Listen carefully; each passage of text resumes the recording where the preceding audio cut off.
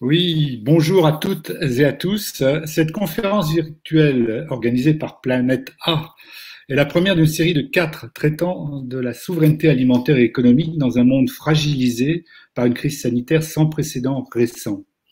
Elle se place le jour de la journée mondiale pour l'alimentation de la FAO, donc c'est un événement particulièrement important. Je me présente, je suis Bernard Wolfer, je suis membre du conseil scientifique de Planète A, je suis agronome, directeur de recherche économiste, directeur de recherche honoraire de l'INRAE.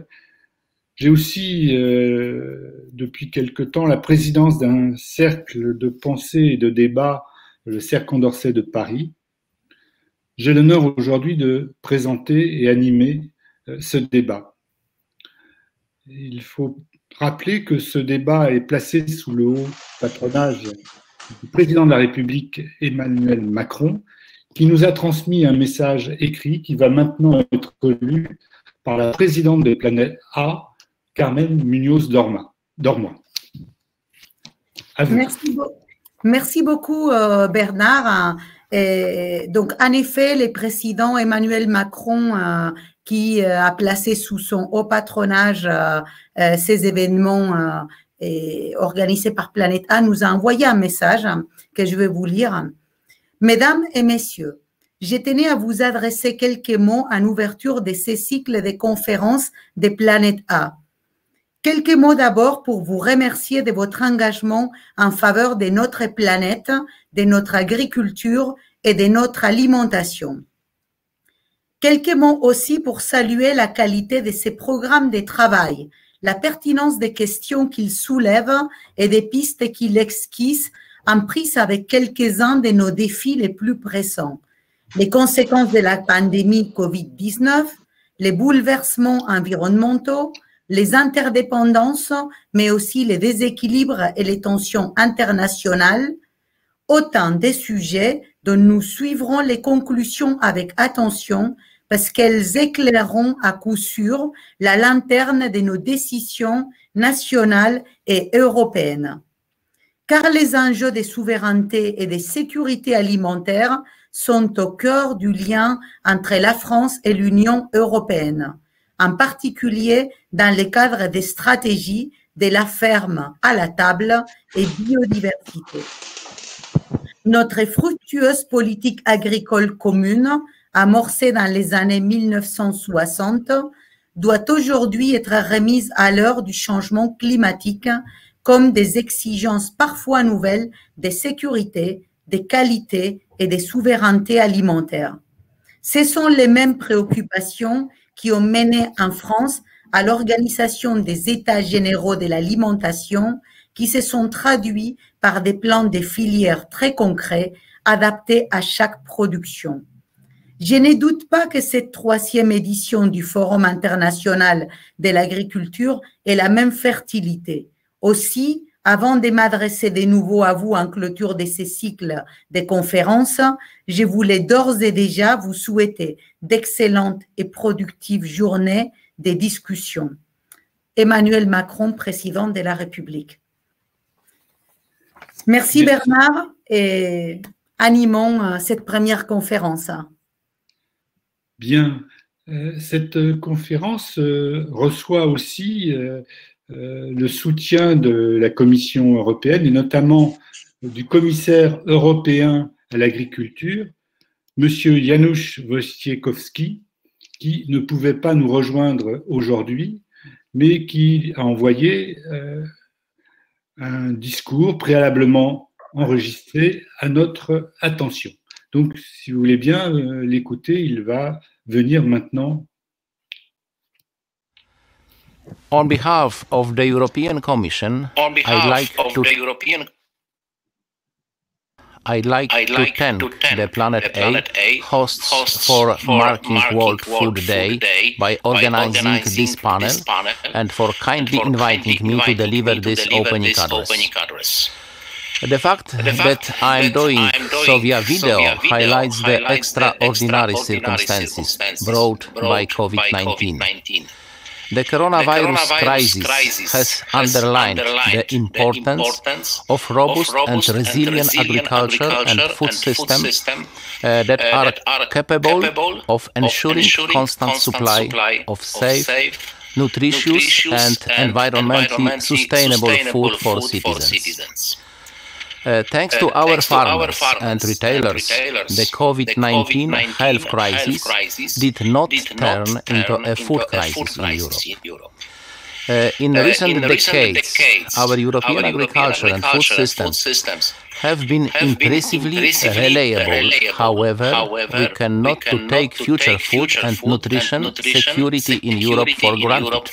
Sustaining the ability of agriculture and food systems to provide enough food for 9 billion people by mid-century in a context of unprecedented environmental and climate urgency is likely to be a major long-term challenge globally. On World Food Day, it is therefore appropriate to call the main UN 2030 Agenda for Sustainable Development and its goal Zero Hunger. The European Commission has recently unveiled a proposal for farm-to-fork strategy, which together with the biodiversity strategy aims to ensure a fairer, healthier and environmentally friendly EU food system by 2030. Farm-to-Fork proposes targets for 2030 that will significantly reduce the use and risk of chemical plants protection products, as well as the use of fertilizers and antibiotics, while maintaining the resilience of our strategic European value chains and food security. To that end, I will take the lead in the Commission to prepare a contingency plan for food crisis. Trade is also part of the EU food security arsenal.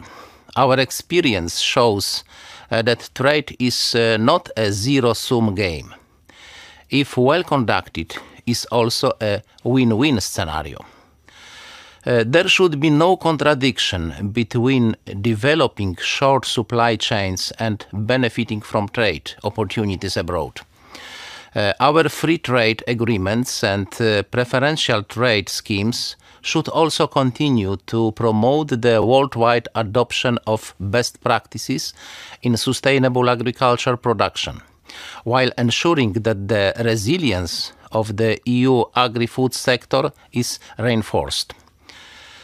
Innovation will be key in delivering on our ambition for European food to become the global standard for sustainability, and to enable our farmers and businesses to reap the benefits of being first movers in sustainability. For the next EU Research Framework Programme, starting in 2021, we propose to earmark around 9 billion euro for research and innovation on food, bioeconomy, natural resources, agriculture and environment. We already have more than 1,500 European Innovation Partnership agri-operational groups delivering bottom-up projects at local level that are demonstrating how high we can go in our ambitions. On top of that, the creation of the Common Agriculture Data Space will also contribute to this effort through the development of new data applications. Ladies and gentlemen, I hope you will share the vision of the European agri-food sector. The vision of an EU that is secure in its ability to cope with future challenges and ensures the access of its citizens to safe and nutritious food. An EU that engages with its partners and promotes two-way trade flows. An EU which strives towards a more sustainable worldwide food system.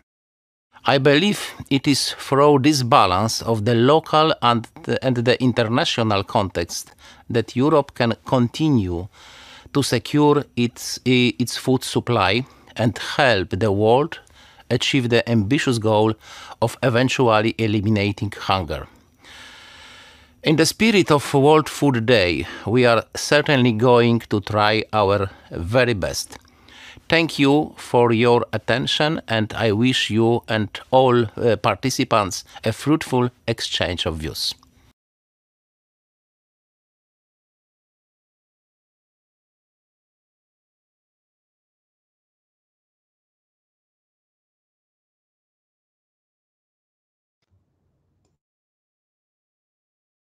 Microphone.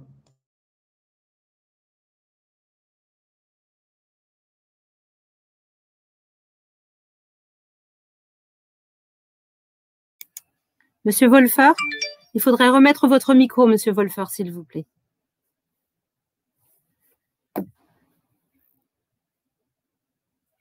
Je n'avais pas vu qu'il avait disparu. Donc je recommence. Excusez-moi pour cette coupure involontaire.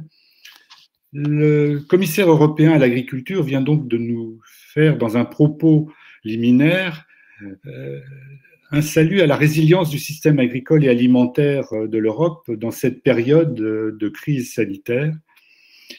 Il appelle cependant à des changements des politiques agricoles et commerciales qui encouragent les producteurs présents en Europe et le système tout entier, de la ferme à la table, comme on dit, ou de la fourche à la fourchette, à produire à la fois de façon plus durable et assurer la sécurité alimentaire des citoyens européens, sans pour autant, bien sûr, s'empêcher de concourir à l'alimentation du monde sur les marchés mondiaux et de profiter sans doute d'accords généraux de libre-échange. Dans la suite de ce débat, trois personnes vont intervenir. D'une part, et je les salue, ils sont présents à l'écran. D'une part, nous aurons Monsieur Raymond Yelle, responsable du bureau régional de la FAO pour l'Europe et l'Asie centrale. Nous aurons également Frédéric Courleux, qui est agroéconomiste, qui travaille maintenant auprès du Parlement européen. Et enfin, Monsieur Guillaume Gruer, qui est économiste, agroéconomiste à l'OCDE. Le thème de notre débat aujourd'hui peut paraître nouveau. Interdépendance et lutte des puissances, quelles solutions pour protéger et renforcer la souveraineté alimentaire des États et de l'Europe en particulier? La question de la souveraineté alimentaire a longtemps paru réglée avec la création de l'UE, qui était en quelque sorte une souveraineté partagée par les États européens, qui, par sa politique agricole, faisait de notre région la mieux fournie en biens de toutes sortes, et biens de nécessité, biens alimentaires, et aussi en lui donnant une capacité exportatrice qui a fait que pendant longtemps, l'Europe a été une puissance agricole et même la puissance dominante dans le monde. C'est peut-être un peu pour cette raison d'ailleurs que les États qui étaient exportateurs anciennement, et notamment les États-Unis, mais aussi la Nouvelle-Zélande, certains pays du Dominion britannique, ont exigé dans des négociations de commerce international que l'agriculture soit mise sur la table et que soient revues les conditions dans lesquelles elle était pratiquée dans de nombreux pays et surtout en Europe. Cela a conduit aux accords de Marrakech en 1995 et à la création de l'OMC, l'objectif étant de réduire, voire de supprimer l'essentiel des soutiens qui existaient alors à l'agriculture, à la production, mais aussi des soutiens aux exportations et donc aux distorsions qui étaient ressenties par ces pays exportateurs non européens, distorsions ressenties sur leur propre marché. Les réformes successives de la PAC ont entériné cet accord de Marrakech et la plupart des soutiens et subventions ont été réduites, voire supprimées depuis. C'est sans doute le résultat de ces négociations qui ont mis en valeur la notion qui était relativement peu connue et développée avant de souveraineté alimentaire. Et elle n'est pas née dans nos régions, elle est née dans les pays en développement, c'est-à-dire c'est après le forum de Porto Alegre, un certain nombre de mouvements et d'organisations paysannes du monde ont créé ce concept de souveraineté alimentaire qui, pour eux, signifiait qu'il s'agissait de permettre à leurs États, à leur paysannerie, de définir des politiques agricoles qui soutiennent, protègent leur production, leurs producteurs et limitent la concurrence qu'ils estimaient avant nous faussée et déloyale des pays exportateurs de l'Occident. Au sens large, bien évidemment. La Nouvelle-Zélande étant occidentale pour être rattachée à nous-mêmes. Cette contestation n'a pas pris d'effet remarquable jusqu'à ces dernières années. Et il faut dire que c'est peut-être encore plus la crise sanitaire de la Covid-19 qui a mis sur la table cette notion de souveraineté alimentaire, parce qu'on a remarqué qu'il pouvait y avoir des pénuries alimentaires, des difficultés d'approvisionnement alimentaire. Au même titre qu'on a eu des difficultés d'approvisionnement en produits de santé dans les pays développés, notamment les pays européens. Et cette conception est revenue sur le tapis, d'autant plus que ces dernières années, nous avons connu de la part de certains pays des concurrences ou des ruptures d'exportation ou d'importation qui ont touché nos marchés. Ça peut être le cas pour les céréales, par des interventions politiques de la Russie notamment, pour le Vietnam, qui a suspendu ses exportations de riz, mais aussi antérieurement, et donc bien avant le Covid, le sucre brésilien qui s'est vu à certains moments inonder nos marchés, à d'autres moments disparaître de nos marchés aussi pour des raisons internes au Brésil. Donc on sent bien qu'un certain nombre de fragilités sur les marchés contemporains existent et qu'elles peuvent toucher tout le monde, pas simplement les paysans des pays en voie de développement. On redécouvre d'une certaine façon que le marché ne peut pas régler ou réguler tous les aléas qui ne sont pas simplement des aléas de marché, mais aussi des aléas sanitaires, des aléas climatiques, et qui peuvent perturber grandement ces marchés. Les questions pour les pays en développement, il faut aussi noter que la question qui se pose pour eux est celle de l'accaparement des terres, donc de la possibilité de produire pour un certain nombre d'entre eux qui sont réalisés souvent par des pays déjà développés, pays européens, asiatiques, voire américains, et qui expulsent ou exproprient de leurs terres originelles un certain nombre d'agriculteurs et paysans de ces pays, souvent avec l'aide de leurs États d'ailleurs, ce qui n'est pas sans poser d'énormes problèmes. En tout cas, cette question de souveraineté alimentaire, elle recouvre aussi la souveraineté des paysanneries du monde, de leur capacité à exister et pour un certain nombre d'entre elles à maîtriser le foncier, puisque pour pouvoir produire, il faut avoir de la terre. Et cette liberté que l'on a de produire, elle est aussi l'élément essentiel pour ensuite vendre ou pour tout simplement pouvoir se nourrir.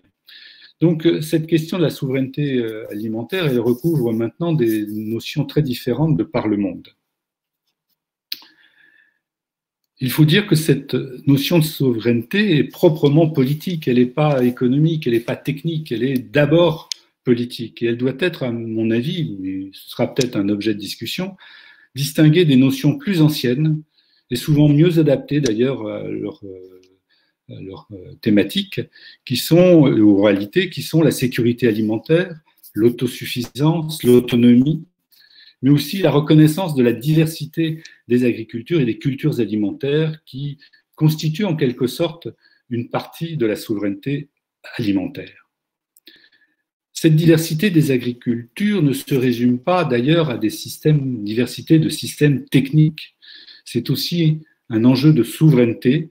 La taille, les techniques ne sont pas le seul élément à prendre en compte, parce qu'à ce moment-là, seules les grandes exploitations, on pourrait dire presque même hors sol, hors pays, seraient favorisées.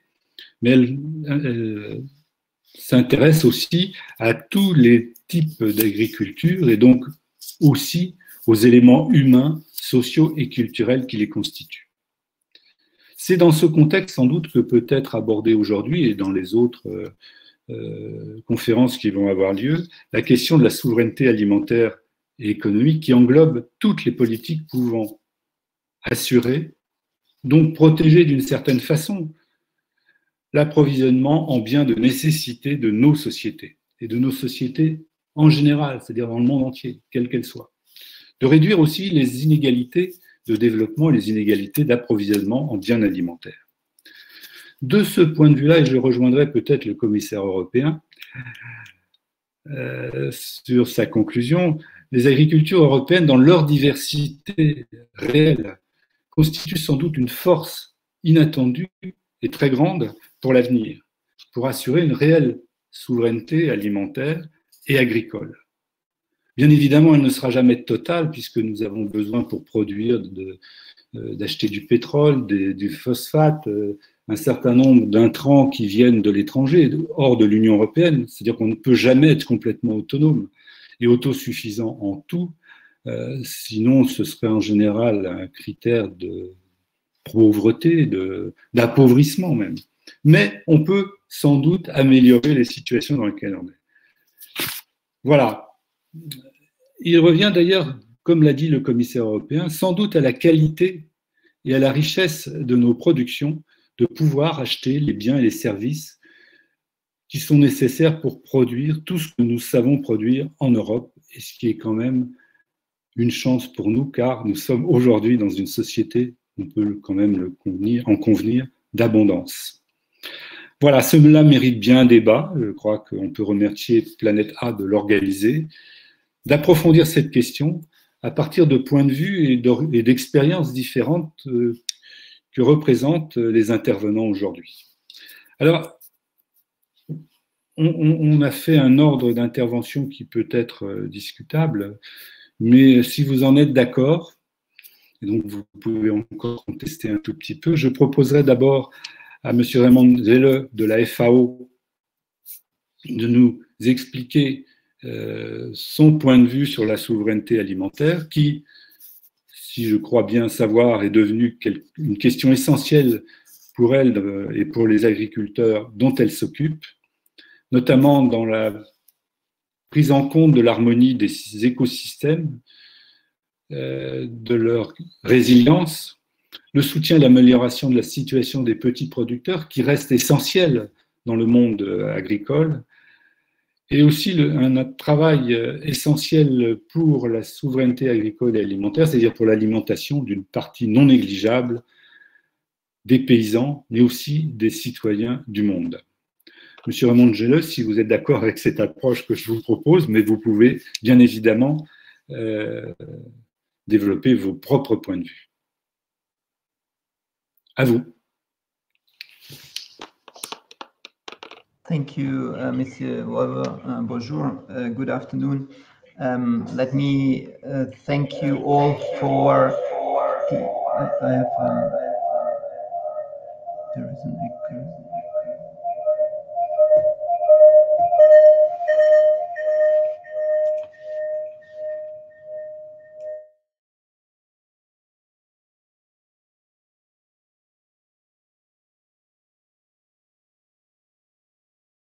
Sorry, there was a problem with the translation app. So let me thank you again for the invitation. Particularly, also thank Planet A for the invitation to this meeting, and thank you very much, Mr. Wolfer, for the questions. I'm really happy to be here and to elaborate on some of these points on the celebration day of World Food Day today. And what I certainly want to emphasize from the beginning is that our latest global state of food security report still indicates that we have 690 million people hungry, and I emphasize hungry. So we have even more, 790 million of severe food insecurity people, and there has been an increase of 10 million food insecure people from 2019. In addition, we have also the situation that the COVID crisis may increase these estimates by another 80 to 130 million up to also 2021. So we can definitely say we are not on track to achieve the Sustainable Development Goals of the 2030 agenda, which really has put up to have zero hunger, and this has been also mentioned by the commissioner. On top of that, I think food security is on the political agenda more than ever, as it has been said also in the welcome address of President Macron. And we were referring already to the COVID crisis. We have seen hoarding of supermarket shelves. We have also seen that slaughterhouse meat processing plants are paralyzed due to, for example, infections and closing. And we have also seen that the lack of seasonal workers in the spring in some of the fields in the European Union caused really issues.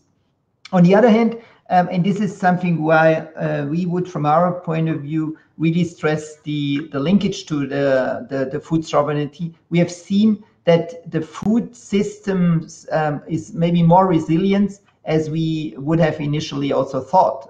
So after a couple of weeks, some of the food supply chains have also taken up. Nevertheless, we would definitely say that the food systems at this time is still broken and we have to repair it.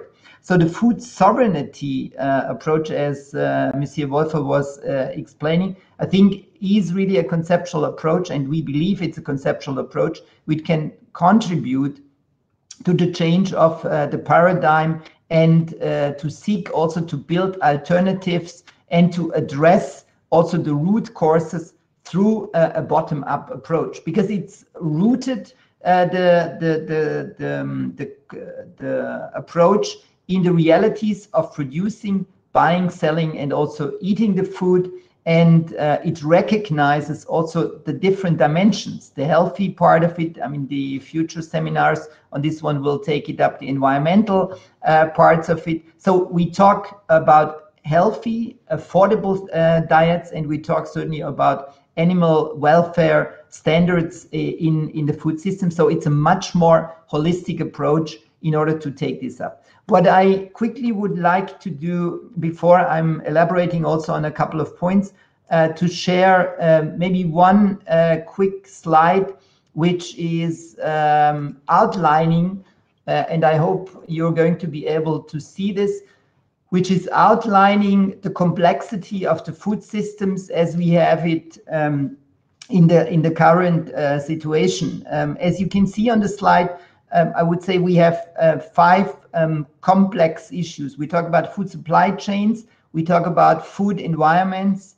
we're talking about the individual factors of the people, and we're talking about consumer behavior, which in the end, of course, influences also the diets. And of course, the diets have an influence back also what we are producing and how the food environment is also going to look like. Because food supply chains, if we take it from the left-hand side, is a complex web of interactions involving farmers, agriculture inputs, processing, as well as also trade, shipping, retailers, etc. And the food environment is really shaping how are we going to be able to produce affordable, desirable, and also convenient, specific food items, and this, of course, is very strongly influenced by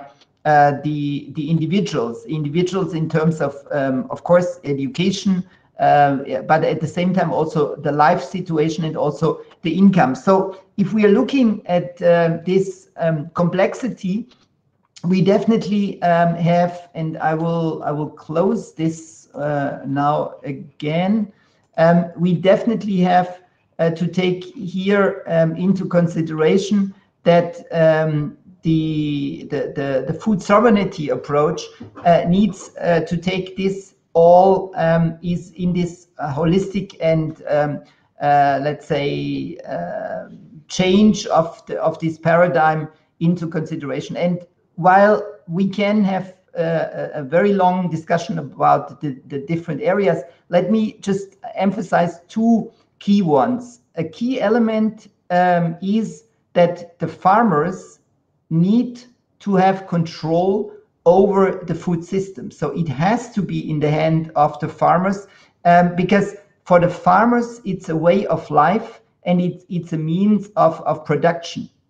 Secondly, it needs to also be ensured that food is produced in a cultural acceptable manner. So it's in harmony with the ecosystem in which it is produced. So the traditional food systems, which have been established also in the European Union, but also in the neighboring countries, have so far contributed to regenerate the soils, the water, as well as also the biodiversity and the climatic condition. The commissioner was mentioning also the farm to fork concept, as well as also biodiversity. And I think with that, there is certainly the right direction going to happen. But it is certainly important, on the basis of the two factors which I mentioned, that we have to continue to ensure that we strengthen the smallholders and the small holder production. I think the COVID has really shown that the smallholders have a certain kind of resilience, but we need to invest further into this. We need to overcome that we have still a lack of infrastructure for smallholders. And this is not something which is only in the European Union. The European Union is probably in a much better position, but we can see this also in neighboring countries. We have seen in the accession process, for example, with Romania and also Bulgaria, that smallholders were in a struggling, let's say, environment in order to cope up with these requirements. So the extension system needs to be certainly also further strengthened. We have to take into consideration, Mr. Wolfer was talking about the land. So the voluntary guidelines on the tenure of land is something which needs to be further integrated into the policy, as well as also further gender mainstreaming. The role of women in rural area is definitely also quite important. We have seen during the COVID crisis that short value chains are more resilient. I mean, the commissioner was saying we need to find a balance between the short value chains as well as also the let's say the global ones. But we need really to empower the smallholders, and we need to promote further local food systems, as well as also the system between the rural and the urban linkages.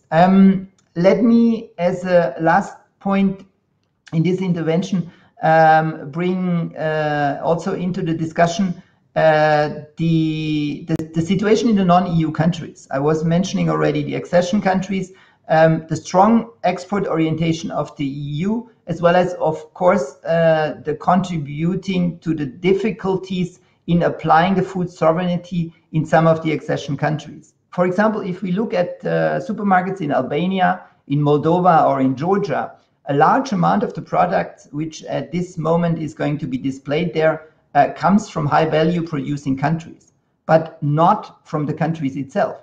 Of course, there are reasons, because the smallholders are not, and the food industry is probably not yet at the level of competition.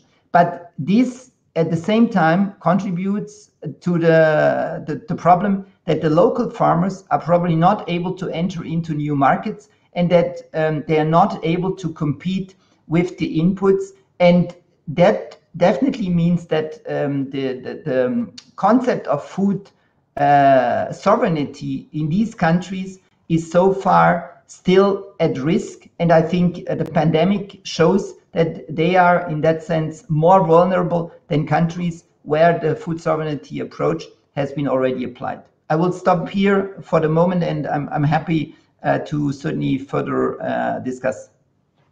Thank you. Merci. Thank you, Raymond Gille. It was very clear for us. Je reprends le français.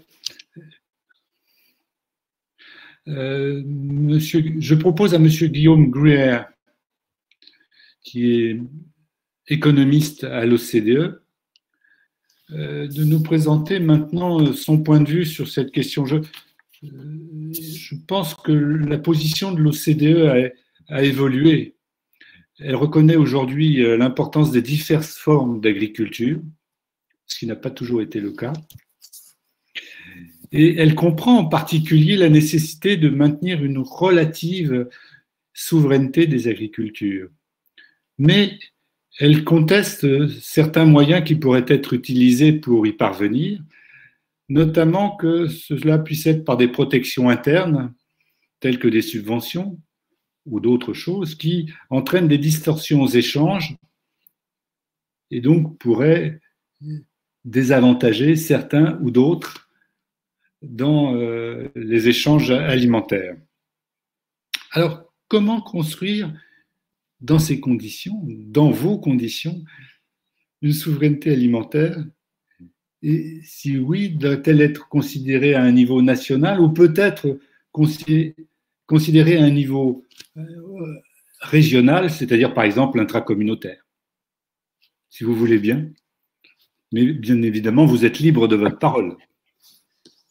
Merci beaucoup. Je ne sais pas si je vais répondre exactement à la question que vous me posez, mais on aura l'occasion d'en reparler. Donc, je vais me permettre de faire une introduction en anglais, parce que c'est comme ça que je l'ai présenté, je l'ai préparé avec mes collègues. Puis après, je prendrai des questions en français sans aucun problème. Merci. So good afternoon, and thank you for giving me the opportunity to participate to this interesting and timely discussion. My opening remarks will aim to take a step back and discuss how to define food sovereignty, taking an economic and policy perspective. Such definition matters when considering, just like the Commissioner did, how to reach the long-term objectives for the agriculture sector in Europe, whether in terms of production, income, sustainability, or resilience. My main argument is that sovereignty, if defined as a measure of self-sufficiency, autosuffisance en français, or trade independence, is not going to help achieve these objectives. In contrast, considering the sovereignty of Europe vis-à-vis the challenges directly raised by these objectives, such as the sovereignty against risk from the pandemic or from climate change, the sovereignty against environmental and resource challenges, or the sovereignty against challenges of keeping agriculture productive with a depleting number of farmers, is likely to be a much more effective approach. So I'll mostly talk about this idea in the next couple of minutes. So first, defining food sovereignty as food self-sufficiency. What does it mean and why does it not help? What does it mean? In the current situation where Europe is trading food both ways, importing and exporting, it would mean either policies acting on trade, so restricting imports, or providing additional agricultural supports via subsidies, purchasing stocks, guaranteed price, etc., to bolster the subsectors that are not well supplied on the EU market. So for instance, if we think that oilseeds are not provided enough, you would provide much more supports to oilseeds.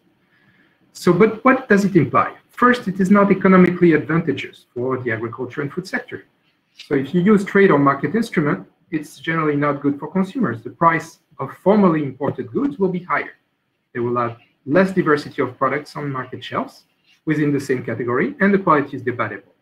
And it's not good for those exporting producers if you restrict the exports, which have a relative comparative advantage, with lower incentive to produce, at least in the medium term. At the same time, it would require consumers or taxpayers to pay more in one way or another, whether if it's tariffs or if it's subsidies taxpayers, and would impose more state oversight and less freedom to operate for farmers. And I think the previous speaker just talked about this idea that farmers are the key to changing food systems. So if you start to constrain them even more, they won't be able to operate the right way. It's not helping European food security if you're becoming more protective, as food security is essentially about access to food in the EU. And the rest of the world, the key question is one of income and affordability of food, not availability of national or European food. Closing the markets to poor developing country exports or preventing their imports will certainly not help on global food security either. Trade, production, or price-related measures will encourage other countries to adopt non-cooperative solutions. So you've seen that with the trade war between China and the US. If one restarts, the other as well. And it will raise price volatility, which is a real big problem, at the expense of poor consumers and farmers. We'll have spikes in prices from here and there. Second, it does not help achieve the two key objectives that Europeans want their food system to achieve, being more environmentally friendly and more resilient to shocks. So environmentally, we have actually conducted research at the OECD that shows that agriculture support that distorts market prices, either via producer prices inflating measures or outcome subsidies or variable input subsidies. We'll get into the technicity here, but all those measures that change the prices and signals for farmers is most often harmful to the environment. And we're talking about 24 billion euros in the European Union, for instance. In particular, our research shows using a sector and farm level data model from the European Union, it's called the CAPRI database of farm data, that shows that a 10% increase in those types of support measures based on animal number or on price supporting measure will increase greenhouse gas emission by 1 to 9%, with median value of close to 5%. So the question we should ask is, do we want European consumers or taxpayers to pay for agriculture to emit more greenhouse gas emissions? I don't think that's a priority today. The environmental footprint of local agriculture products is not always better than that of globally sourced agriculture. That's, of course, neither black or white. Distance is not correlated with carbon footprints. You can find long-distance products that are much lower carbon footprint than those that you find in Europe.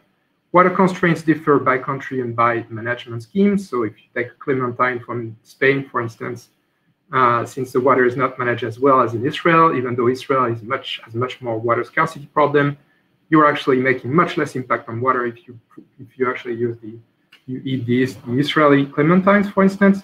Biodiversity impacts also vary by location, so there is no global versus local.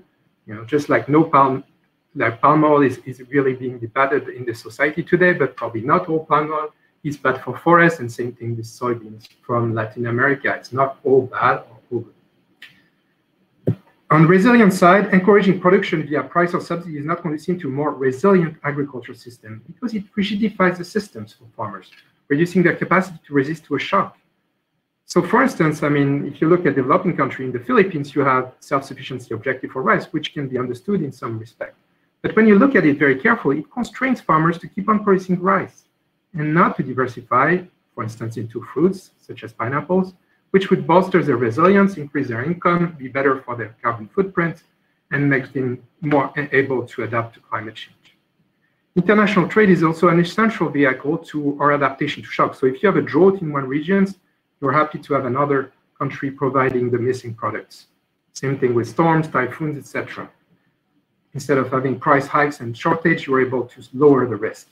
We've also shown in OECD, my colleagues, using a global trade model that captures international value chains, that countries that would limit their international sourcing of agricultural food products to national or local production would become more vulnerable to shocks compared to the current situation with sourcing in different markets. And you also have lower economic returns, so income for farmers, or income for the production system.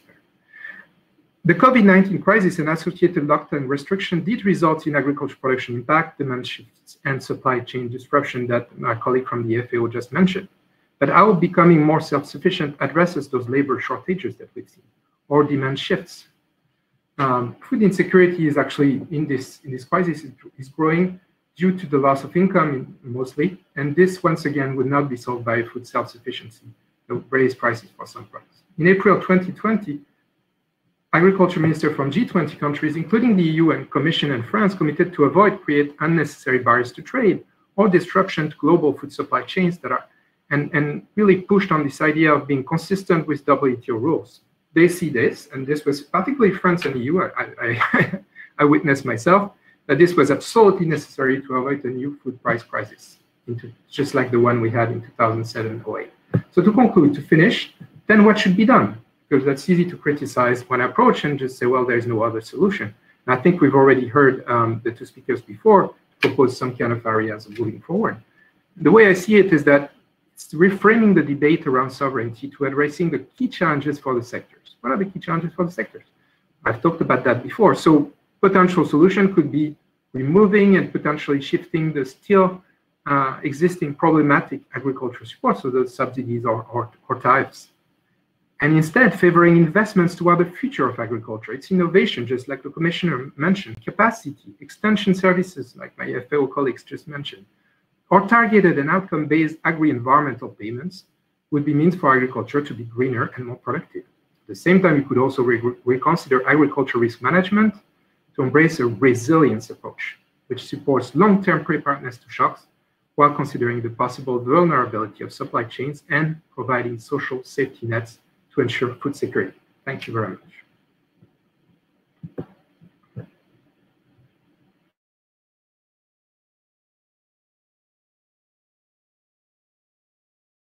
Excusez-moi, merci beaucoup, Monsieur Guillaume Gruyère, et je ne suis pas encore complètement habitué avec la technique. Vous avez ouvert un certain nombre de pistes, posé quelques questions. Je pense qu'elles seront relancées dans la discussion qui va venir. Je propose de passer maintenant la parole à Frédéric Courleux, qui lui est en pleine négociation de la politique agricole commune 2020. Elle a beaucoup évolué depuis ses origines. Je rappelais combien elle avait constitué en quelque sorte les éléments d'une souveraineté européenne de l'alimentation, et qu'elle avait contribué à faire de l'Europe la première puissance exportatrice dans les années 70, ce qui n'était pas rien.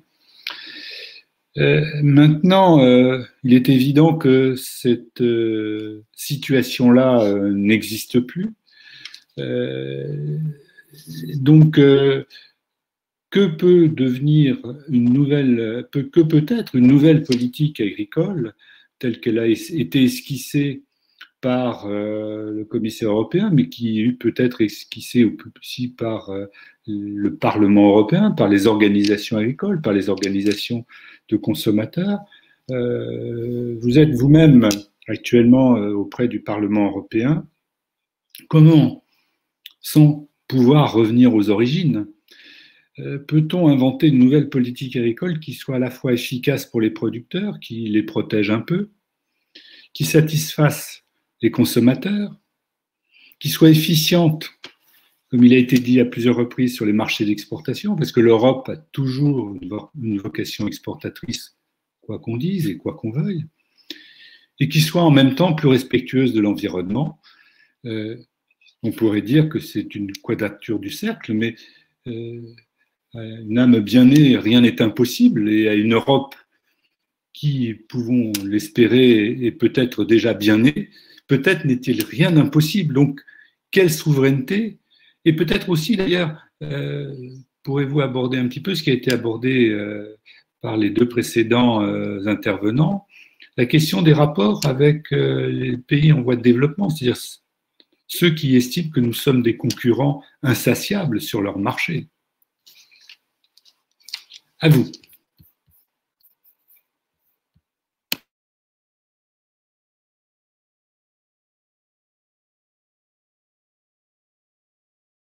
Hop, voilà, ça va mieux marcher. Merci, merci Bernard, merci aux organisateurs de Planeta pour l'invitation. Merci aux autres panélistes que je n'aurai pas l'occasion de croiser en présentiel, malheureusement, vu les circonstances. Alors, avant de répondre sur la question sur la PAC, son évolution, son actualité, je voudrais revenir sur trois notions importantes dans le débat qui nous agitent aujourd'hui. Le premier, c'est la notion de souveraineté et de souveraineté alimentaire. Effectivement, Bernard l'a bien dit, elle est intrinsèque, elle est consubstantielle à la création de la PAC à ses origines, et PAC qui est au final un copier-coller du Farm Bill américain hein, des années 30. On a effectivement oublié cette notion qui nous est revenue par des pays en voie de développement qui ont subi des remises en cause aussi de leur politique agricole, mais contrairement à l'Europe, à la riche Europe, certaines choses n'étaient juste pas admissibles pour eux. C'est pour ça qu'il y a une contestation des règles de l'OMC qui va croissante pour les raisons que je vais indiquer. Et en tout état de cause, je pense que c'est assez salutaire de se réapproprier cette notion de souveraineté. Et je fais notamment référence au discours du président Macron aux ambassadeurs en août 2017, où il pose vraiment les 6 souverainetés de l'Union européenne. Si on veut poursuivre la construction européenne avec un niveau d'ambition suffisant, il faut vraiment parler des 6 souverainetés. Je ne vais pas détailler, mais il y a une place pour la souveraineté alimentaire inévitablement. Et ce qui s'est passé au printemps l'a bien rappelé à tous. Ça, c'est mon premier point sur la souveraineté. Le deuxième point, c'est qu'effectivement, je suis tout à fait d'accord avec M. Gruer de l'OCDE. Nous avons besoin d'échanges pour assurer la sécurité alimentaire. Parce que quand il y a une grave sécheresse dans une zone, on a besoin d'avoir des importations pour moyenner les choses, pour tamponner. C'est évident. Mais malheureusement, ce qui ne semble pas avoir encore changé dans la doctrine de l'OCDE, c'est la question des stocks. La sécurité alimentaire passe par des flux et des stocks. Or, aujourd'hui, dans la doctrine de l'OCDE, la doctrine de l'OMC, les stocks alimentaires stabilisateurs sont prohibés. C'est pour ça que la Chine, c'est pour ça que l'Inde bloque le cycle de Doha depuis 2008. Il s'est passé en juillet 2008 un événement qui a été traduit par plusieurs économistes et experts. Voilà, les Indiens ont dit, voilà, il y a une flambée de prix en 2007. Les Indiens ont été voir les Américains et les Européens en leur disant, mais vous voulez vous voulez de la révolution chez nous? Nous, on ne peut pas se permettre d'avoir des fluctuations de prix aussi importantes sans que ça ne cause des troubles politiques majeurs chez nous. Donc, il y a eu un blocage des négociations où les Indiens et les Chinois ont dit, maintenant, il faut reparler de la question des stocks stabilisateurs. Malheureusement, en Europe, ce sujet reste assez compliqué, même si, nous on le voit au niveau du Parlement européen et des dernières propositions de la Commission, dans le cadre de la stratégie de la fourche et la fourchette, les choses commencent à bouger un petit peu. Je m'explique. Aujourd'hui, l'Europe est une sorte de cigale, c'est-à-dire que nous avons l'équivalent de 43 jours de consommation pour les principales céréales. 43 jours. Les Chinois ont 9 mois. Et donc, on a beau jeu, nous, les cigales européennes, de dire aux Chinois et aux Indiens, ah, surtout s'il y a un problème de sécurité alimentaire, surtout ne fermez pas vos frontières. On ne joue pas le jeu, nous, Européens, de cette production d'un bien commun mondial qui sont ces stocks qui permettent d'éviter les mouvements spéculatifs, les mouvements d'exubérance irrationnelle, comme disent les économistes, qui vont déstabiliser un pays en 3 jours. Il faut toujours retenir cette expression. On a 3 jours ou 3 repas, il y a les 2 versions, qui nous éloignent du chaos. Donc, on a à tout prix besoin de renouveler nos approches sur les stocks. Et j'en veux pour preuve qu'aujourd'hui, en Europe, tous les pays européens sont membres de l'Association internationale de l'énergie, c'est l'opposant de l'OPEP, qui sont les pays producteurs de pétrole. En face, il y a l'AIE, les pays consommateurs, et les pays consommateurs ont une contrainte, sont imposés une contrainte qu'elles respectent de 90 jours de stock de pétrole, d'équivalent de consommation de stock de pétrole chez elles. Et Et nous, en Europe, les stocks alimentaires stabilisateurs, parce que voilà, on veut être les bons élèves de l'OMC et de l'OCDE, ça devrait continuer à être un sujet tabou. À mon sens, ce n'est pas raisonnable, d'autant plus que l'Europe se veut le chantre du multilatéralisme, de pouvoir parler avec tout le monde. On doit pouvoir écouter les aspirations des pays en voie de développement, qui ne sont pas des pays aussi riches que nous. Nous, dans une baguette de pain, il y a 4 centimes de blé. Si le prix du blé double, 8 centimes, on le verra à peine.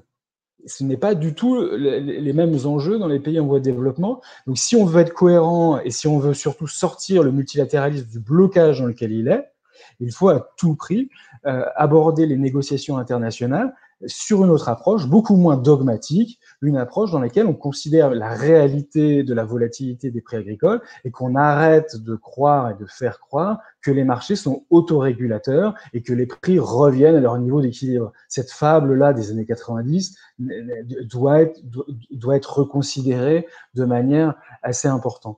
Pour illustrer ça, il y a cette notion de marchés mondiaux qu'il faut vraiment avoir en tête. Les marchés mondiaux n'existent pas. Quand la France, n'ayant plus de masques au printemps, a dit « Ah, ben on va aller les acheter sur les marchés mondiaux », ben, les marchés mondiaux n'existent pas. Les masques sont produits dans des pays, et les pays, ben, ils priorisent l'utilisation pour leurs citoyens. C'est la même chose pour l'agriculture. Les marchés mondiaux des céréales, ça n'existe pas. Les céréales sont produites dans des pays, et quand il y a un coup de Trafalgar, on priorise la sécurité alimentaire du pays pour pas avoir une révolution dans les 3 jours. Donc voilà, les termes sont importants, la terminologie, les notions sont importantes. Donc voilà les 3 points initiaux que je voulais pouvoir aborder avant de rentrer dans le vif du sujet sur donc des règles de l'OMC qui sont critiquées de toutes parts, qui sont respectées par plus personne. Les règles agricoles de l'OMC ne sont respectées par plus personne, à juste titre, parce qu'elles sont mauvaises pour la sécurité alimentaire mondiale. Et nous, Européens, on continue de bâtir notre agenda de réforme de la PAC sur une espèce de fantôme qui n'existe plus. Voilà. Et le rapporteur du droit à l'alimentation vient de faire un rapport tout à fait important au nom de l'ONU, de l'ONU, l'Organisation des Nations Unies, qui consiste à préconiser la suspension de l'accord agricole de l'OMC, l'accord agricole issu du cycle de négociation de l'Uruguay Round de 1994. Donc tout ça pour dire que la PAC, effectivement, on est dans une situation assez compliquée, où on est sur une trajectoire de réforme qui a commencé au début des années 90. Malheureusement, nous sommes en train de négocier en ce moment une PAC qui a été proposée par le précédent commissaire en 2018, sans vraiment beaucoup d'imagination et de volonté politique, une sorte de copier-coller de la réforme de 2014 alors que les prix avaient complètement chuté entre-temps. Donc on essaye de verdir, comme l'a dit M. Gruyère, on essaye de verdir la politique agricole commune. Malheureusement, quand on reste dans une logique de dumping où les prix européens sont parmi les prix agricoles les plus bas au monde, c'est difficile de progresser sur le plan de l'environnement. Juste un chiffre, le prix du blé et le prix du blé en Chine est 2 fois supérieur au prix du blé français et européen. 2 fois supérieur. Les prix agricoles les plus élevés au monde sont en Chine. $350 la tonne pour le blé, $350 la tonne. Donc voilà, avec un prix à 150 € la tonne en France, c'est difficile de se passer de moyens de production comme des pesticides qui sont là pour faire baisser les coûts de production. Donc sur la PAC, et pour vous parler de l'activité de la PAC, juste pour finir, parce que mon temps arrive à échéance. Malgré tout, sur le plan de la question de la gestion des crises, au niveau du Parlement, il y a eu un travail très important qui a été constitué. On va le voter la semaine prochaine. Ce travail-là a été renforcé grâce à des compromis très importants qui ont eu lieu au printemps et cet été, parce que voilà, le contexte de de la crise sanitaire a permis une prise de conscience de notre fragilité et de l'importance d'avoir les instruments pour remettre en place une logique de souveraineté alimentaire qui ne veut pas dire protectionnisme. Il faut sortir du mode binaire protectionnisme versus libre-échange et construire cette troisième voie qui est au cœur des débats actuels sur, et je finis là-dessus, sur la réforme de la politique commerciale européenne. Voilà, l'autonomie stratégique ouverte, c'est ça qu'il nous faut construire maintenant et décliner pour l'agriculture. Désolé d'avoir été trop long. Merci Frédéric Courleux. Je propose de passer maintenant aux questions. Quelques questions sont apparues sur le net, donc je pourrais les poser peut-être à tous. Je commencerai par Raymond Gelleux, qui, je crois, doit nous quitter impérativement vers 16 heures. Donc, deux questions nous ont déjà, trois questions même, nous ont déjà été posées. D'une part, la question de la souveraineté au regard de celle du gaspillage alimentaire. Est-ce que réduire le gaspillage aiderait à améliorer la souveraineté et la sécurité alimentaire? Je pense que ça vous convient particulièrement. Peut-on aussi, ça ce serait peut-être plus pour M. Gruer, mais M. Raymond Gelleux peut aussi en parler, peut-on concilier la souveraineté alimentaire et les accords de libre-échange de type Mercosur? On pourrait même dire de CETA. La question se pose aussi. Par ailleurs, et ça rejoint, et ce sera peut-être plus tôt pour Frédéric Courleux, mais ça peut être pris aussi par les autres. Une autre question qui dit les voies pour assurer la souveraineté alimentaire, ça peut être soit dans l'autosuffisance, dans une sorte de repli protectionniste, soit dans l'optimisation des échanges. Ne faudrait-il pas penser à une super OMC qui intégrerait de nouveaux éléments de régulation que sont l'impact climatique ou la vulnérabilité sociale? Vaste programme, mais je trouve que la question est intéressante. Voilà, peut-être que, donc, Monsieur Raymond Gelleux, si vous en êtes d'accord, vous pouvez commencer par répondre peut-être à la première question que j'ai posée, mais aux deux autres aussi, si vous voulez. Je vous donne quelques minutes. Merci beaucoup. Thank you, Bernard.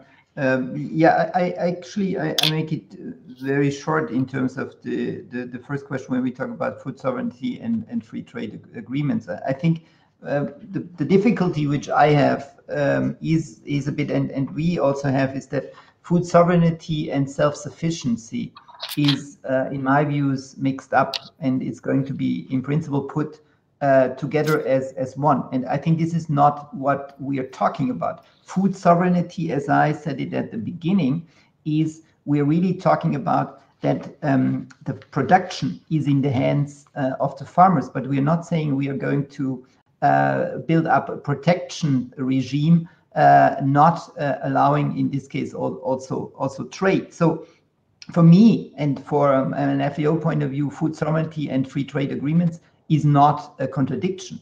But importantly, of course, is in the free trade agreements, what is behind, what is negotiated in terms of standards, what is negotiated in terms of also the adequate support. We were talking also before, and Guillaume has mentioned this, we need to have investment in extension, we need to have investment also in infrastructure, and free trade agreements do not in principle prevent this. We can see, for example, the deep free trade and comprehensive agreements with the European neighborhood countries. So look into Georgia, look into Ukraine. You can see there were positive effects, but this does not necessarily mean that these positive effects for some of the farmers, we are saying there is no way of food sovereignty. And here I would probably also like to enter a bit on a point which has been made by Guillaume, that income in rural areas or let me maybe go back the situation that COVID it has an implication on the incomes in the rural areas. That means, how do we look into this in the future? We need to generate more income opportunities in rural areas. And of course, the food sovereignty approach, this investment in infrastructure for smallholders, for let's say processing infrastructure, is also a way to create this income and to make, in that sense, also the regions more resilience. And in this way, I always need to emphasize that the concept of food sovereignty really should not be mixed up with self-sufficiency at the country level. And I think this is one of the big problems, that the political connotation which has been given to the concept is, in my views, not put in the right context. I think I'm stopping here for the moment. Yeah, thank you. Merci.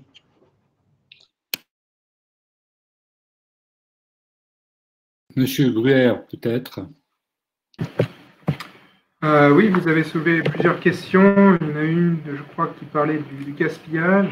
Comment est-ce que ça pourrait participer à diminuer les problèmes de sécurité? Effectivement, ça pourrait être une solution. Alors, c'est pas facile. Vous avez vu un gros rapport de la FAO, je crois que c'était l'an dernier ou l'année d'avant, qui expliquait déjà qu'on ne sait pas nécessairement bien les stocks, mais on ne sait pas non plus les flux, et puis surtout comment y arriver. Donc, il y a des bonnes intentions, et aussi pour réduire les émissions de gaz à effet de serre, ça pourrait être une solution, effectivement, mais il y aurait aussi probablement des implications sur les revenus des producteurs. C'est ce qu'on a trouvé, en tout cas, avec nos simulations sur ce sujet-là, sur le changement climatique. L'autre question que vous aviez pour moi, je crois que c'était sur cette question d'accords régionaux et est-ce que c'était compatible avec l'idée de la souveraineté alimentaire. Bon, encore une fois, ça dépend de ce qu'on appelle la souveraineté alimentaire, parce que si c'est pour se protéger, alors avoir des accords de commerce, c'est pas forcément dans la même direction. Maintenant, si on parle comme M. Galleux ou comme le commissaire agricole, essayer ou même Frédéric Courleux, essayer d'avoir un petit peu la possibilité d'avoir une Europe qui continue à être en accords commerciaux et en même temps augmenter la souveraineté alimentaire, il y a probablement des moyens de le faire. Alors, ce n'est pas forcément la priorité de mettre en place des accords bilatéraux si c'est pour arriver à avoir plus de stocks, par exemple. Donc, ça dépend de quoi on parle, encore une fois. Mais il y a moyen de ne pas pâtir avec des accords de commerce où souvent, le plus souvent, ce que vous avez, c'est un peu du donnant-donnant, et les produits qui ne sont pas bien produits, qui ne sont pas produits autant ou de manière autant productive sur le continent européen, sont amenés à être plus importés. En échange, il y a plusieurs exports qui arrivent vers les pays en question. Donc, ce n'est pas forcément, je ne dis pas que c'est plus ou moins, mais il est possible que ça n'ait pas un impact énorme sur le résultat, encore une fois, en dépendant de ce que l'on parle. Et enfin, pour parler de cette question intéressante sur l'idée d'un nouvel OMC, alors comment réformer l'OMC, c'est une vraie question. Je pense que de plus en plus, les questions climatiques sont amenées sur le terrain du commerce international. Alors c'est un peu compliqué parce qu'il y a cette idée de fuite de carbone. Donc si on réduit plus d'émissions en interne à l'Europe, est-ce que ça veut dire qu'il y aura plus d'émissions ailleurs? Il y a aussi, on a fait pas mal de recherches là-dessus, mais donc c'est pas forcément si gros que ça, mais il y a peut-être des questions qui se posent. Donc comment est-ce qu'on arrive à mettre les deux en connotation? Je ne suis pas sûr qu'un accord global multilatéral. Alors, il faudrait que tous les pays soient d'accord de l'OMC en question sur des mêmes objectifs sur l'environnement. Ça serait la première chose. C'est même pas besoin d'avoir un accord commercial si tout le monde est sur la même table sur réduire les émissions. Maintenant, si vous n'avez pas cette possibilité, certains pays vont plus vite que d'autres. Est-ce qu'il y a moyen d'avoir, peut-être, je ne dis pas que ce n'est pas possible, ça va être très difficile parce que, comme l'a dit M. Courleux, déjà arriver à un accord avancé depuis, ça fait pas 15-20 ans que le Doha Agreement est en train d'être négocié, on n'arrive pas à avancer, donc c'est un petit peu plus lointain, je pense. Voilà.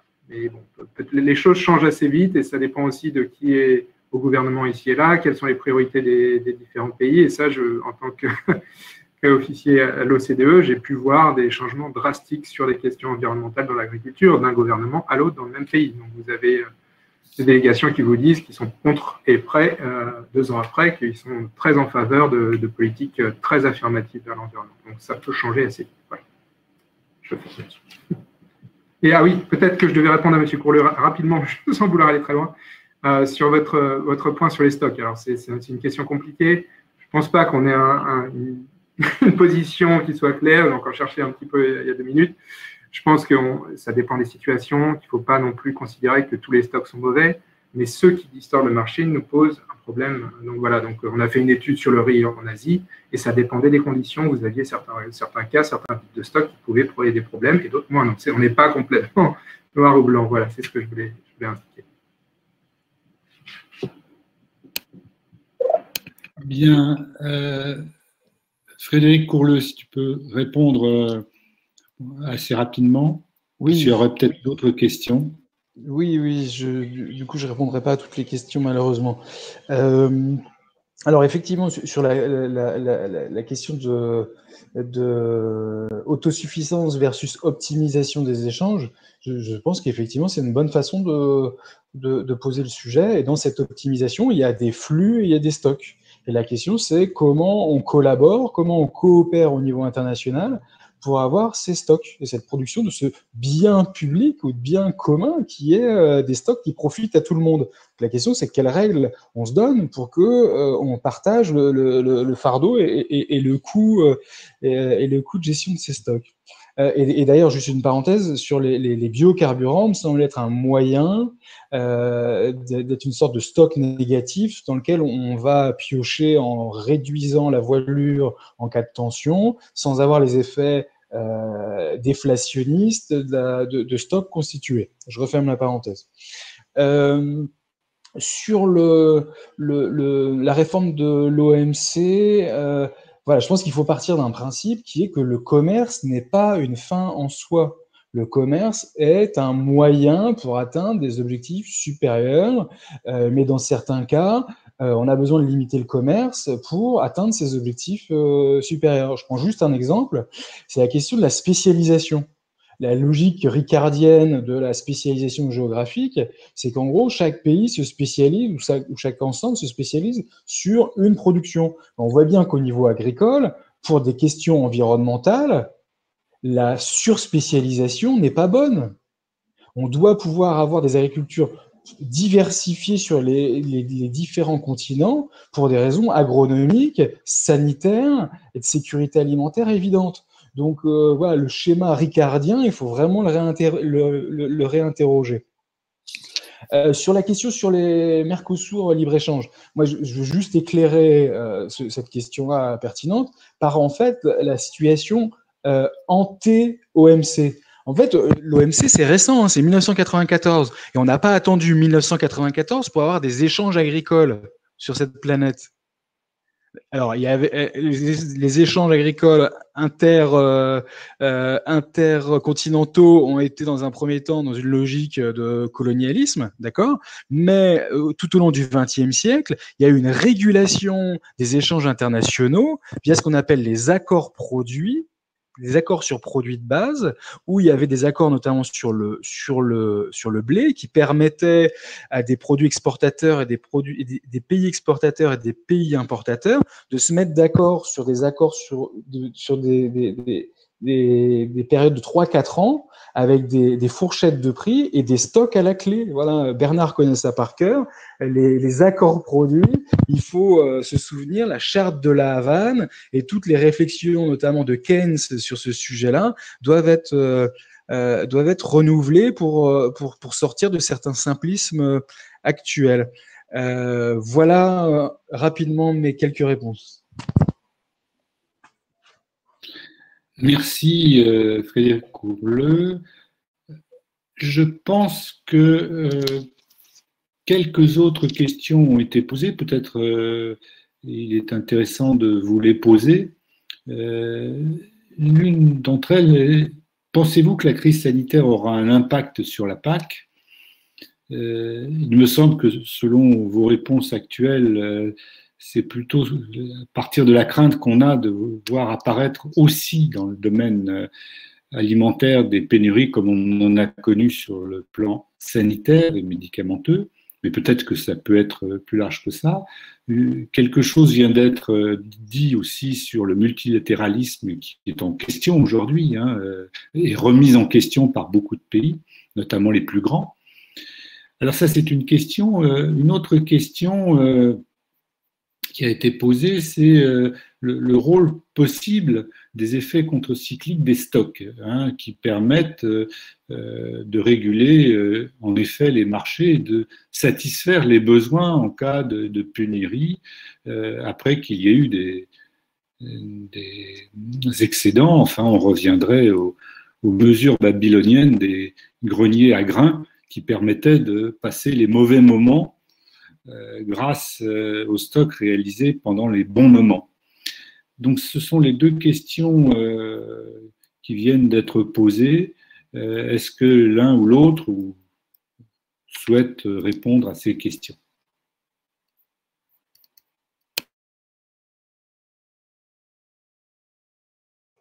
Oui, donc c'est vrai que j'avais commencé à répondre sur le chat, donc je peux poursuivre.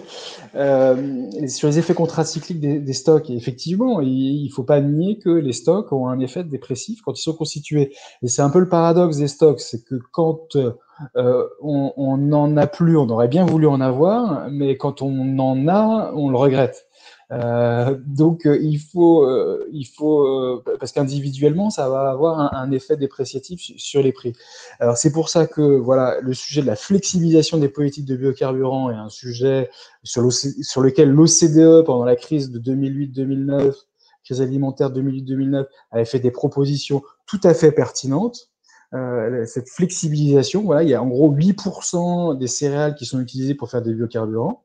Quand on sait qu'il suffit 2 à 3% d'écart entre l'offre et la demande pour avoir des flambées de prix ou des marchés complètement dépressifs, on a un levier là pour avoir au niveau international une coordination entre sucre, céréales et oléoprotéagineux. Le Brésil le fait déjà, cette flexibilisation sur le marché du sucre.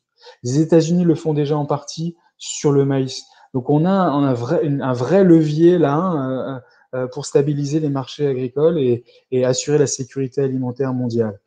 Et donc l'exemple phare depuis 10 ans, qui est énormément travaillé par Peter Timmer, toujours, le grand spécialiste des politiques de stabilisation du riz, Timmer avec 2M, et la revue Global Food Security, il y a voilà, une diplomatie du riz suite à la crise de 2007-2008, la crise alimentaire 2007-2008, où tous les pays ont eu peur de ce qu'allaient faire les autres et se sont dit, bon, ben maintenant, on va davantage communiquer sur ce qu'on a chacun en termes de stock, comme ça, on n'aura pas d'effet de panique et d'effet de spéculation.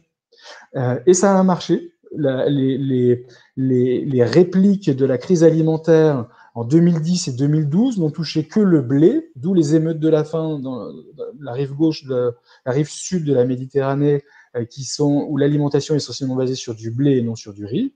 Le riz a été exempté parce qu'ils ont réussi à mettre en place très vite cette diplomatie du riz et donc un moyen de coordonner des stocks centraux et il faut effectivement revenir à Babylone et à cette institution centrale depuis le début de l'humanité, ou au moins depuis le début de la sédentarisation de l'homme, le grenier est l'institution centrale de toute communauté humaine.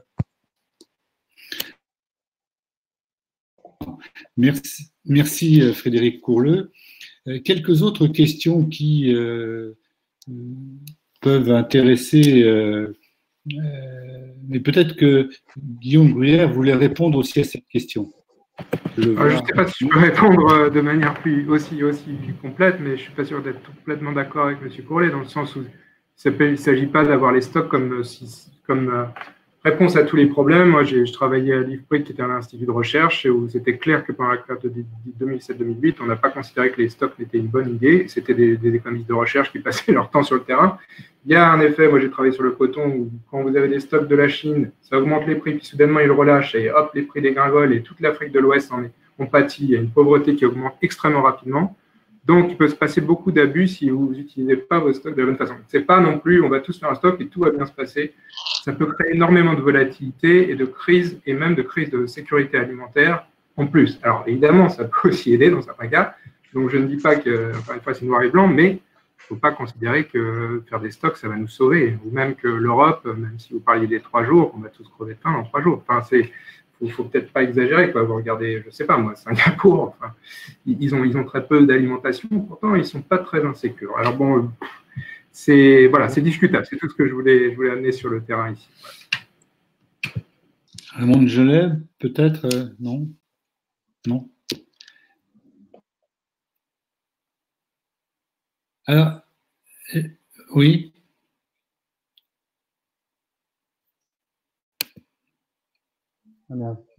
Pardon, excusez-moi. Ce qui est discutable, c'est qu'aujourd'hui, les règles de l'OMC, l'annexe 2 de l'accord agricole de l'OMC, prohibe les politiques de stockage. C'est ça qu'il faut pouvoir discuter entre nous. C'est ce que j'essaye de faire. Bien, il semble qu'il y a une discussion qu'on ne réglera pas aujourd'hui, mais qui mérite d'être poursuivie en d'autres lieux et en d'autres moments. Alors, il y a plusieurs questions qui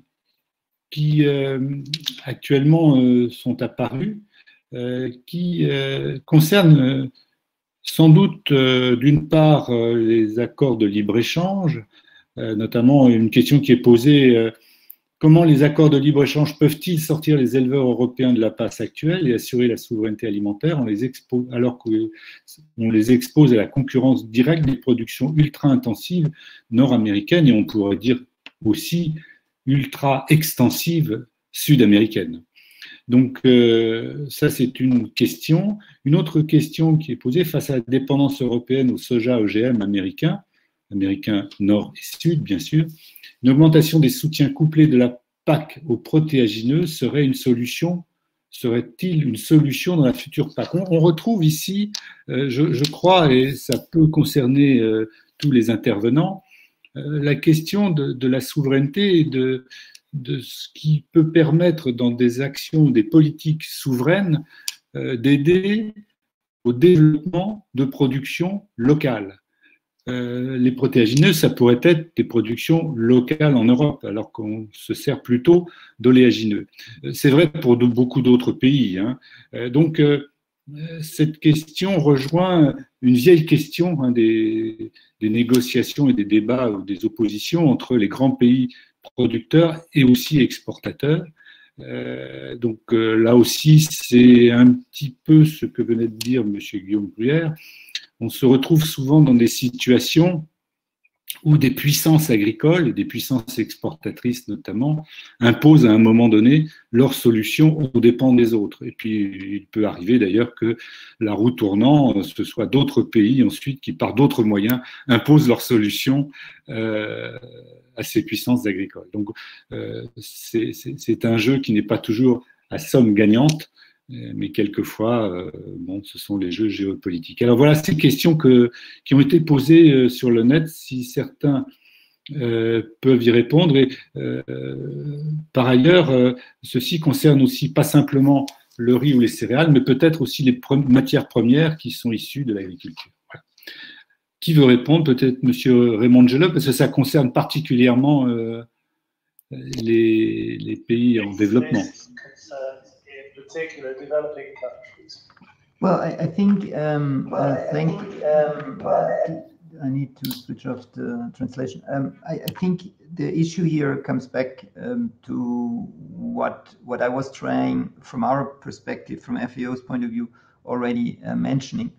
If we have, in fact, a very, let's say, imbalanced trade connection between maybe a smaller country and also a bigger country, which means we have lots of probably very specialized export-oriented sectors, but on the other hand, also a very strong, high-value, focused import structure. It is certainly very difficult for smaller countries in trade agreements to really keep also a certain kind of bargaining power. And in that sense, it moves back to what I was trying to say before. The investment into the sector is, in this case, also very strongly influencing the position in the trade agreements. So if I'm dependent on a certain product, I mean, soya is certainly one what the Europeans have.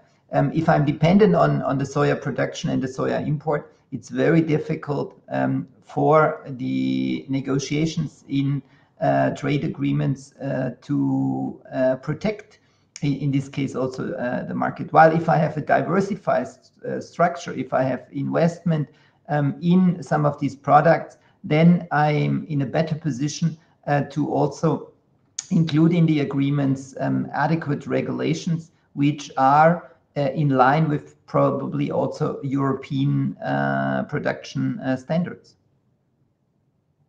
Maybe I take the opportunity, as I'm just speaking and as I unfortunately need to disconnect also in 4 minutes, to have a quick word also back on the food waste, because I think the way how the question is also being put is that food sovereignty and food waste is not directly in this case connected.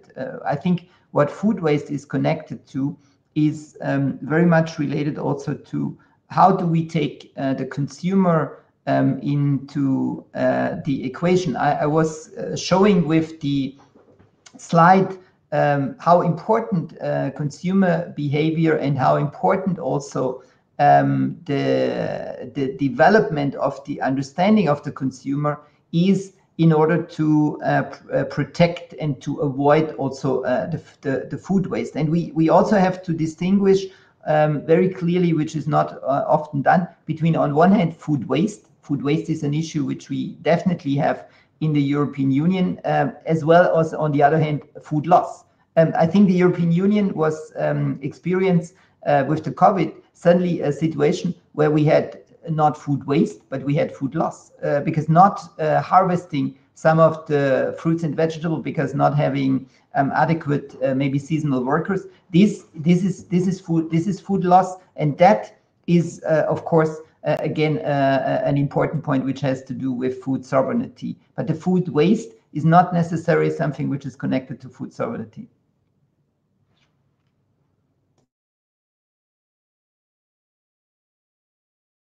Merci Raymond pour cette réponse argumentée. Donc, si les deux autres intervenants, M. Gruyer et Frédéric Courleux, veulent bien intervenir sur les questions qui ont été posées. Donc, il y avait les accords de libre-échange et leur impact sur les éleveurs européens. Il y avait aussi la dépendance européenne au soja OGM. Voilà, il y a une autre question d'ailleurs qui a été posée en courant, si je puis dire, à la suite de l'information sur la diplomatie du riz.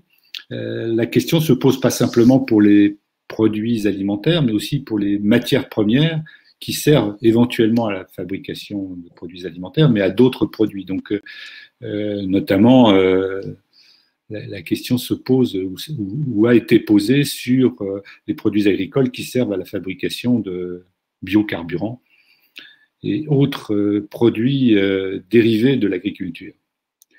Est-ce que quelqu'un qui met en cause d'ailleurs dans un certain nombre de régions la souveraineté alimentaire du point de vue des consommateurs? Oui, je veux bien me lancer, à moins que Guillaume Gruyer veuille le faire, mais pour apporter un propos global qui répondra partiellement aux différentes questions, je pense que voilà, on a un constat à faire qui est que la stratégie établie dans les années 90, qui consistait à dire il suffit de supprimer les distorsions, c'est-à-dire les politiques agricoles, pour que les prix remontent, que les marchés internationaux sortent de la déprime et reviennent à un niveau d'équilibre, un niveau d'équilibre qui permet la rémunération des producteurs, qui permet d'engager des transitions environnementales. Cette stratégie-là n'a pas marché. Voilà. Elle aurait pu, si on avait pris la question autrement, on aurait pu trouver d'autres solutions.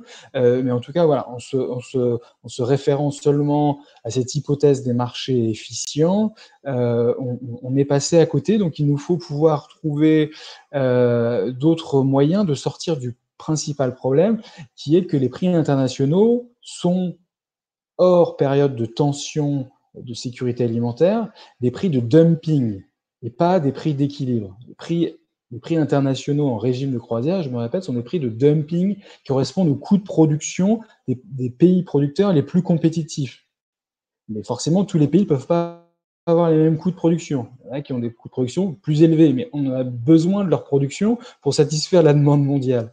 En théorie, le prix d'équilibre devrait correspondre aux coûts de production des producteurs les moins compétitifs, mais néanmoins nécessaires pour satisfaire la demande, alors que dans la vraie vie, c'est les prix des pays les plus agressifs à l'exportation qui font le prix international. Et si on arrive à dépasser ça, forcément, la question qu'a soulevée à juste titre notre collègue de la FAO, le problème des revenus agricoles dans les campagnes, mais aussi le problème de la transition environnementale pourra être résolu. Il faut sortir du dumping social et environnemental pour pouvoir adresser ces problématiques de pauvreté et d'environnement. Sinon, on restera dans un schéma et un discours assez caricatural, entre protectionnisme et libre-échange. Voilà ce que je voulais répondre de manière assez globale sur ces différents sujets. Merci. Guillaume Gruyère veut sans doute intervenir. Bernard, very shortly, I need to disconnect, unfortunately, so merci beaucoup. Yes. Raymond Gell, merci beaucoup pour votre intervention. Qui a été, je pense, fort apprécié. Et on vous souhaite une bonne continuation et peut-être à bientôt.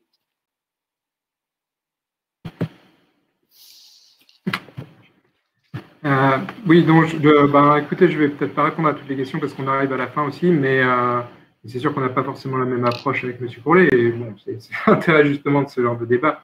C'est que nous, on ne voit pas nécessairement la possibilité d'avoir des accords, revenir en arrière de 40 ans, avoir des secteurs par secteur, de mettre des stocks ici, de faire en sorte que les producteurs les plus pauvres ont un marché mondial qui correspond à leur prix, alors qu'en fait, on est aussi dans une situation où on a quand même besoin de plus d'alimentation dans certains pays, qu'il y en a qui ont besoin d'augmenter leur productivité, que l'environnement aussi, vous regardez l'IPCC et autres, il va falloir être plus productif pour arriver à réduire les émissions dans beaucoup de régions, qu'il faut aussi réglementer la déforestation. Il y a plein de choses qu'on peut faire de manière domestique.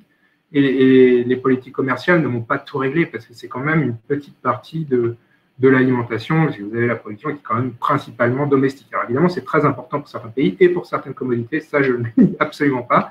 Et vous avez certains auditeurs qui pointent par exemple des questions qui portent sur le soja, les protéagineux, etc. pour l'Europe qui ont le mérite d'être posées. Et je ne dis pas que je vais répondre qu'effectivement, il ne faut pas se lancer dans des accords régionaux parce que ça va créer des problèmes pour les éleveurs ou que le soja OGM, comment on s'en débarrasse, c'est vraiment en dehors de mes principes et de nos discussions à l'OCDE. Maintenant, nous, on pense quand vous faites un accord régional avec un pays, bon, évidemment, la taille, comme l'a dit M. Gelleux, vous avez un petit pays contre un gros pays, il peut y avoir des accords complètement distortifs. Et donc, c'est plus dans l'intérêt des petits pays d'arriver à un accord global et multilatéral plutôt que d'engager avec les États-Unis quand on est un tout petit pays ou avec l'Europe de la même façon. Donc là, voilà, donc c'est du cas par cas. Moi, j'ai étudié les effets environnementaux des accords commerciaux dans un nombre de pays. Il y en a un grand nombre qui l'ont commenté. Ben, figurez-vous que les gens pensent toujours que voilà, l'Europe fait le plus possible. Ben, les meilleurs, c'était quand même avec l'Amérique parce qu'ils avaient une loi qui leur obligeait d'avoir des obligations environnementales pour les pays avec lesquels ils traitent. Donc, quand on regarde de manière objective l'effet environnemental, ben, les États-Unis sont de loin les meilleurs. Même l'accord qui est avec le Canada et le Mexique est probablement un des meilleurs en point de vue environnemental. Donc, on pourrait faire mieux, ça c'est sûr, au niveau européen, en tout cas sur les questions environnementales. Food sécurité, il y a un petit peu, et le revenu des agriculteurs, c'est encore une autre question.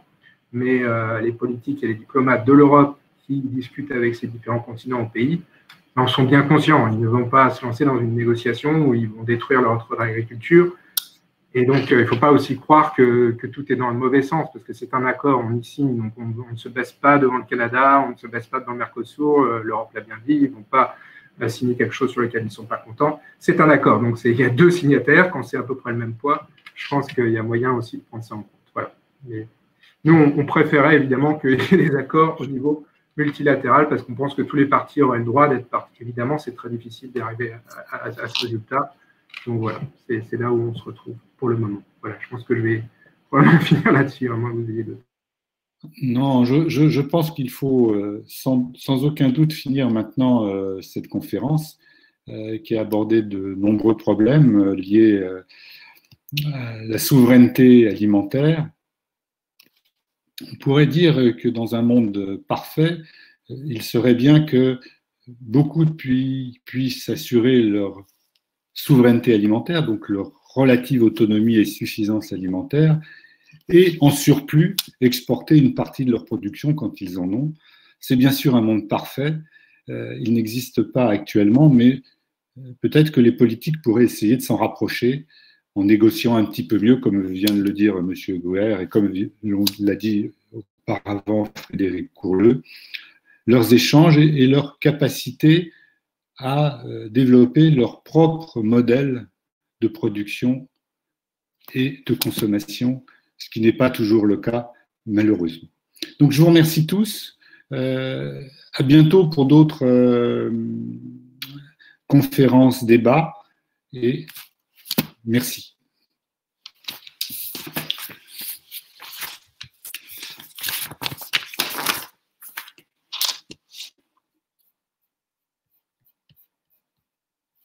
Bon.